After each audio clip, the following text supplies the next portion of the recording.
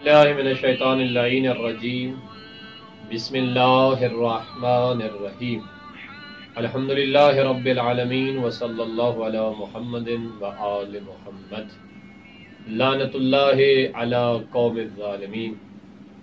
سب سے پہلے خدا کی بارگاہ میں دعا گو ہوں کہ پروردگار ملت فلسطین کو کامیابی اور کامرانی سے نوازے، آمین۔ اور اسرائیل، امریکہ اور ان دونوں کے جتنے بھی حامی لوگ ہیں، حامی حکومتیں ہیں، پروردگار تمام کو نیست و نابود فرمائے۔ ناظرین محترم، آج میں آپ کو اصل ماجرا بتانا چاہ رہا ہوں کہ فلسطین کی سرزمین پر اس قدر ظلم و ستم کیوں ہو رہا ہے، آخر کیا چاہتا ہے اسرائیل اور اسرائیل کے حامی۔ سرزمین فلسطین پر وہ مسجد جسے مسجد اقصی کہا جاتا ہے، اس کی حقیقت کیا ہے،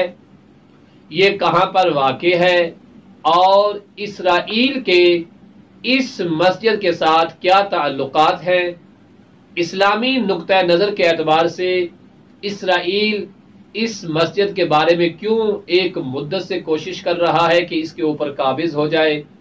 آخر اس کے اہداف کیا ہے۔ اس مسجد کو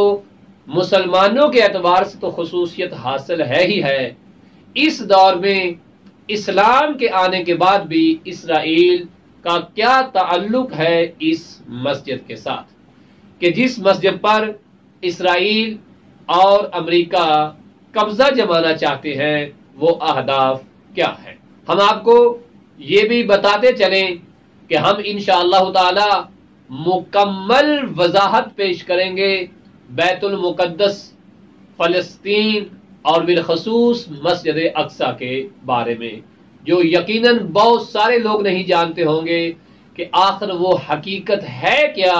جس کی خاطر مسلمان بھی ڈٹے ہوئے ہیں کہ ان کے اوپر اتنا ظلم و ستم ہو رہا ہے اور ایک مدت سے ہو رہا ہے، اور اسرائیل بھی بربریت اور ظلم و ستم کی تمام حدیں پار کر چکا اور اپنے ناپاک ان عزائم میں کامیاب نہ ہو سکا، اور وہ کامیاب ہونے کی کوشش کیوں کر رہا ہے۔ یاد رہے انشاءاللہ تعالی یہ بدبخت اسرائیل اس زمین سے نیست و نابود ہو جائے گا،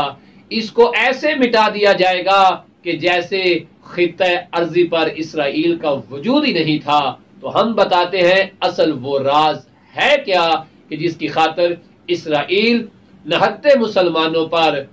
ظلم کر رہا ہے، اور نہیں فرق کر رہا کہ کوئی بچہ اس ظلم کا شکار ہو رہا ہے، کوئی ضعیف اس ظلم کا شکار ہو رہا ہے، کوئی قومی ادارہ اس ظلم کا شکار ہو رہا ہے، ہسپتال کا بھی فرق نہیں رکھا جا رہا جہاں مریضوں کا علاج کیا جاتا ہے، جہاں زخمیوں کی دیکھ بھال کی جاتی ہے۔ تو آئیے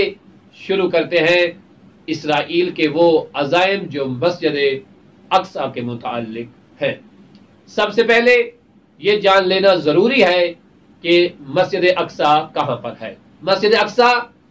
فلسطین کا وہ شہر جس کا نام ہے بیت المقدس۔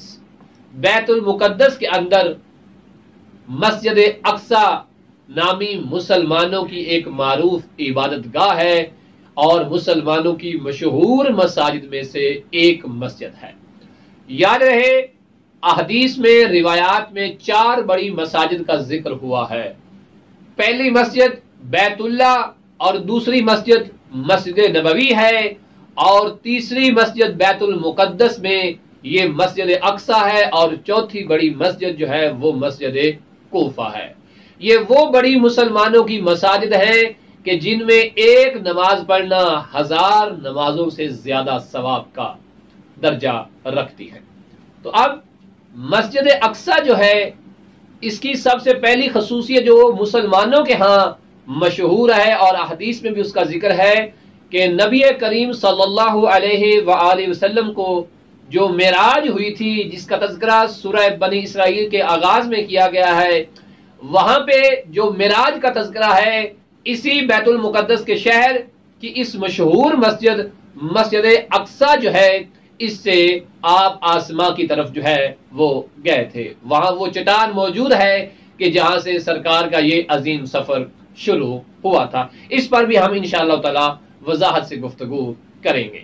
اس کے ساتھ مسجد اقصی جو ہے یہ مسلمانوں کا پہلا قبلہ ہے کہ جب نبی کریم صلی اللہ علیہ وآلہ وسلم نے اعلان نبوت فرمایا اور مسلمانوں کو نماز پڑھنے کا حکم دیا گیا، مسلمان اسی قبلہ کی طرف رخ کر کے نماز پڑھتے تھے. انشاءاللہ تعالی کس طرح پھر قبلہ تبدیل ہوا اس پر بھی ہم گفتگو ضرور کریں گے.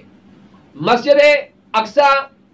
کی جو زمینی حدود ہے اس کے بارے میں ہم اپنے ناظرین کو بتاتے چلے کہ مسجد اقصی کا جو رقبہ ہے یہ کتنا ہے، اس میں ستون کتنے ہیں، یہ لمبائی میں کتنی مسافت ہے اور یہ چوڑائی میں کتنی مسافت ہے، یہ جاننا بھی بہرحال بہت ضروری ہے. مسجد اقصی کی جو عمارت ہے یہ مستطیل شکل میں ہے اور 80 میٹر اس کی لمبائی ہے، 55 میٹر اس کی چوڑائی ہے اور اس کے ساتھ ساتھ 53 سنگے مرمر کے ستون ہے اس کے اندر اور 49 بنیادوں کا یہ مجموعہ ہے. یہ ہے مسجد اقصی کا وہ رقبہ جس پر یہ عظیم مسجد جو ہے یہ موجود ہے. یقیناً دور حاضر کے ساتھ ساتھ اس میں مرمت کے اعتبار سے بھی کام ہوتا رہا ہے اور ہم بیان کریں گے کہ کون کون سی حکومتوں نے اسے کس کس اعتبار سے جو ہے استعمال کیا، اپنے ذاتی مفادات کے لیے یہ کہاں کہاں اور کیسے استعمال ہوئے، اس پہ کون کون شروع سے قابض رہے اور یہ کیسے کیسے آزاد ہوئی، اس پہ بھی ہم انشاءاللہ گفتگو ضرور کریں گے. اب آئیے ہم آپ کو بتاتے ہیں کہ مسلمانوں کا اس مسجد اقصی کے بارے میں عقیدہ کیا ہے اور یہودیوں کا اس کے بارے میں عقیدہ کیا ہے اور مسیحوں کا اس کے بارے میں عقیدہ کیا ہے.